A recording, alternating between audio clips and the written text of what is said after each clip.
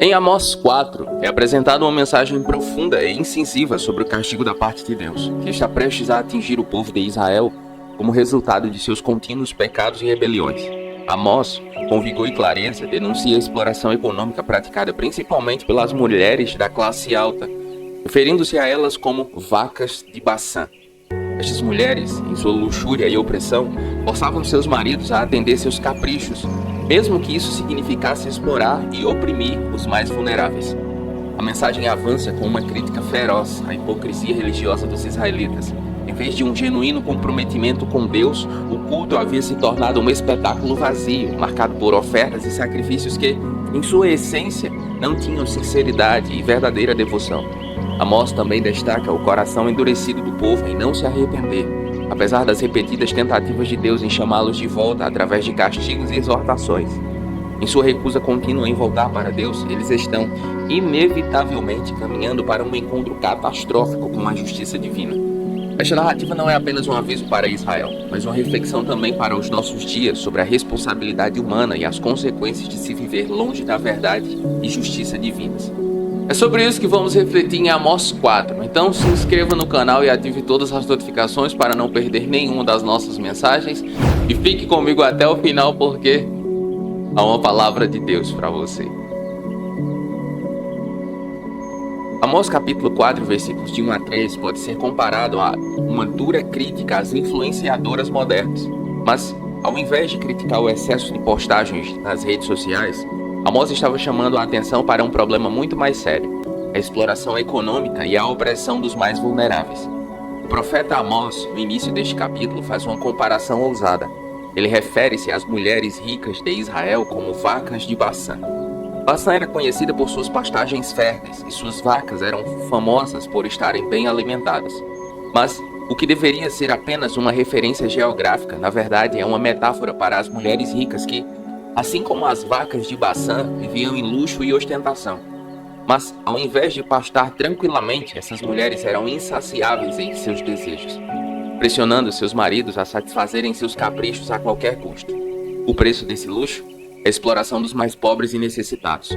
Os maridos dessas mulheres, em vez de serem vistos como os líderes ou protetores, são retratados como servos submissos. A palavra usada por Amós para descrevê-los não é a tradicional para marido, mas sim uma que significa mestre ou senhor.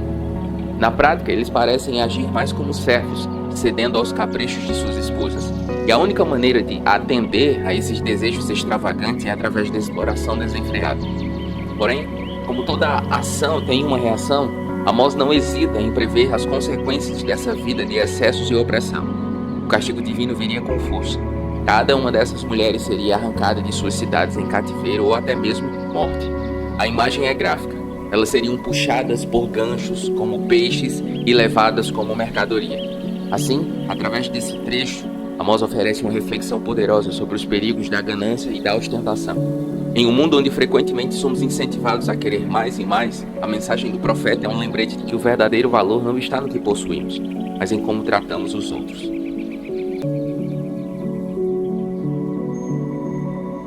O livro de Amós é repleto de chamados ao arrependimento e advertências sobre a falsidade de ações religiosas que carecem de sinceridade e justiça. Amós capítulo 4, versículos 4 e 5 aborda precisamente essa questão.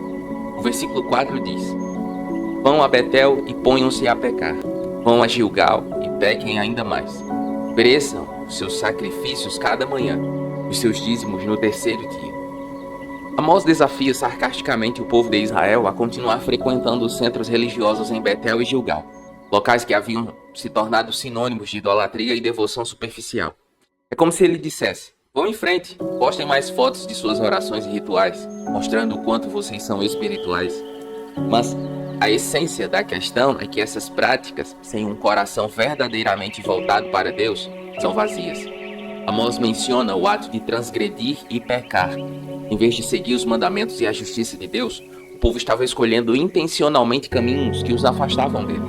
Eles faziam ofertas, sim, mas de forma ostensiva e não genuína. Tragam seus sacrifícios todas as manhãs e dízimos a cada 3 dias, zombou o profeta. A repetição dessas ações ritualísticas apenas destacava como sua religiosidade era mais show do que substância. No final, Amós destaca a prática de oferecer pão fermentado como sacrifício de agradecimento, uma ação totalmente contrária à lei de Moisés que proíbe o uso de fermento em ofertas queimadas ao Senhor.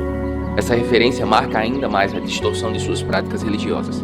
Em nossa era, a mensagem de Amós ecoa como um alerta contra a religiosidade superficial. Em um mundo onde a aparência muitas vezes supera a essência, é fundamental lembrar que o verdadeiro culto vem de um coração sincero, comprometido com a justiça e o amor, e não apenas com rituais e práticas vazias.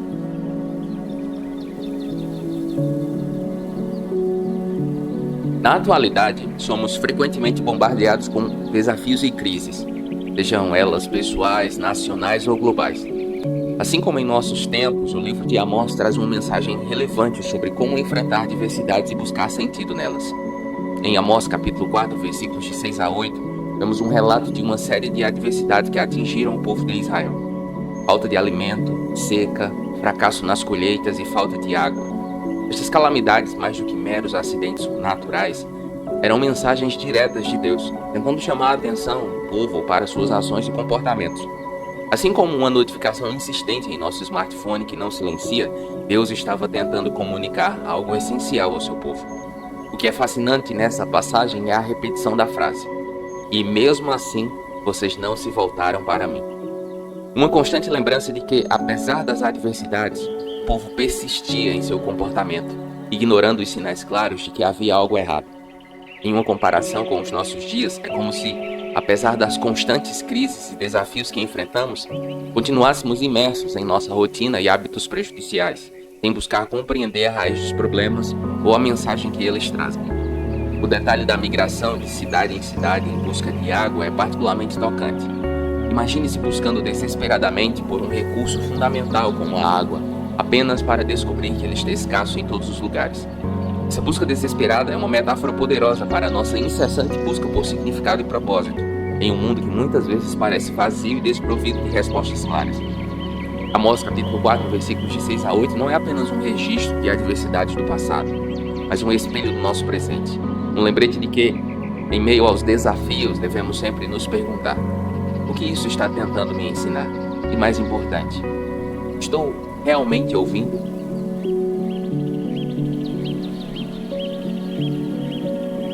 Amós capítulo 4, versículos de 9 a 13, nos oferece uma reflexão sobre as consequências de fechar os olhos aos sinais claros. A passagem descreve várias calamidades que Deus trouxe ao povo de Israel, desde pragas nas hortas e vinhas até a devastação de suas oliveiras e figueiras.